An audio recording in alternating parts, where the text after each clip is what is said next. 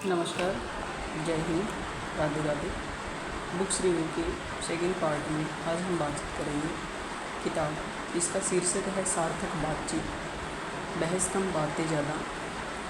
New York times best seller किताब the next conversation का हिंदी में अनुवाद किया गया है। लेखक हैं जेफरसन फिशर और हिंदी में अनुवाद किया है शैलेंद्र गौतम ने। सार्थक बातचीत अमेरिकी लेखक, स्पीकर और पेशे से वकील जेफरसन फिशर की पहली किताब है। पब्लिश होते ही ये किताब न्यूयॉर्क टाइम्स बेस्ट सेलर बन गई, जो इसकी लोकप्रियता और असर को दिखाता है।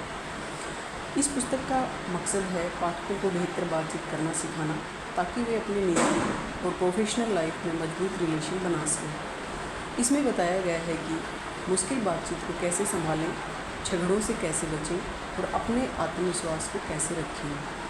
कम्युनिकेशन की 4 मुख्य रणनीतियाँ होती हैं। संयम के साथ अपनी बात कहें, गुस्से या भावनाओं में न बहें, आत्मविश्वास बनाए रखें, मजबूती से अपना पक्ष स्पष्ट करें। इस किताब के कुछ जरूरी सबक हैं। किताब में जेफरसन फिशर ने कम्युनिकेशन को बेहतर बनाने के लिए व्यवहारिक रणनीतियाँ प्रस्तुत की हैं। लोगों के आंतरिक परेशानियों को समझें। फिशर का मानना है कि अधिकतर विवाद लोगों के व्यवहार से नहीं, बल्कि उनके भीतर छिपे दर्द या परेशानी से जन्म लेते हैं। जब हम किसी असहमति में उलझते हैं तो हमें ये सोचने की ज़रूरत है कि शायद वे किसी आंतरिक संघर्ष से जूझ रहे हों। ऐसे में सहानुभूति और शांत प्रतिक्रिया से रिश्ते सुधर सकते हैं। अगली बातचीत पर ध्यान दें। हर बातचीत एक नया मौका देती है।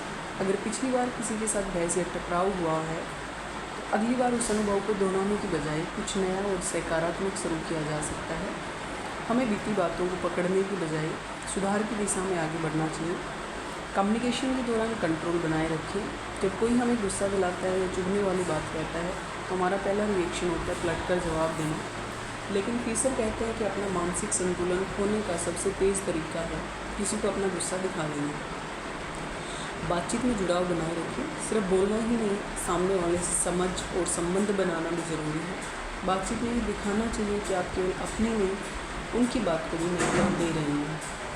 मुश्किल लोगों से शांति से निपटें। जब कोई आपको अपमानित करता है या नीचा दिखाने की कोशिश करता है तो सबसे असरदार जवाब है एक लंबी चुप लें। जब कोई आपको तुच्छ या छोटा समझे, एक बड़ा लंबा पहुँच आपकी सबसे बड़ी ताकत है। उस दौरान आप उनकी बात को समझें, इरादों को पहचानें और विनम्र लेकिन दृढ़ होकर जवाब दें।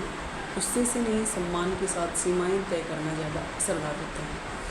हेल्दी बाउंड्रीज बनाएं और बरकरार रखें। अगर कोई आपकी तय की हुई सीमा से असहज होता है तो इसका मतलब है कि यह सीमा काम कर रही है।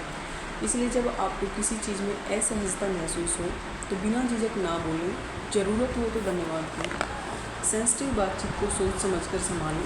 जब किसी भावनात्मक मुद्दे पर बात करनी हो तो उसे जल्दबाजी में ना करें।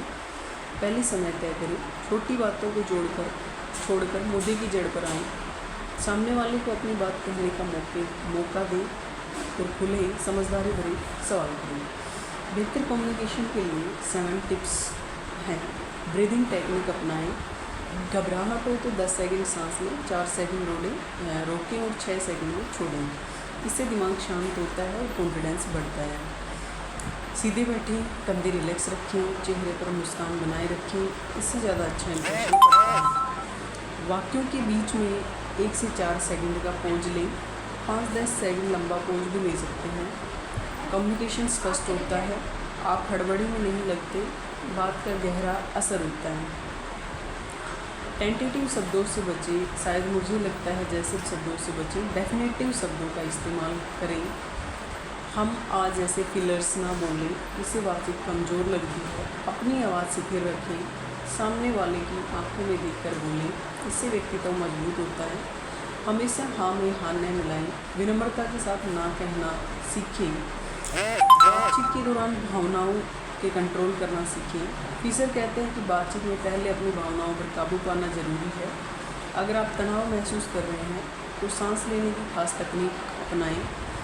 कनेक्शन बनाते हुए बातचीत आगे बढ़ाएं। लोगों से सहज तरीके से बात करना, सीमाएं तय करना और उन्हें बनाए रखना। जब हम अकेले गाना गाते हैं या नाचते हैं तो हमें कोई डर नहीं लगता, लेकिन लोगों के सामने ऐसा करने से हम हिचकिचाते हैं क्योंकि हमें लगता है कि हमें नापसंद करेंगे।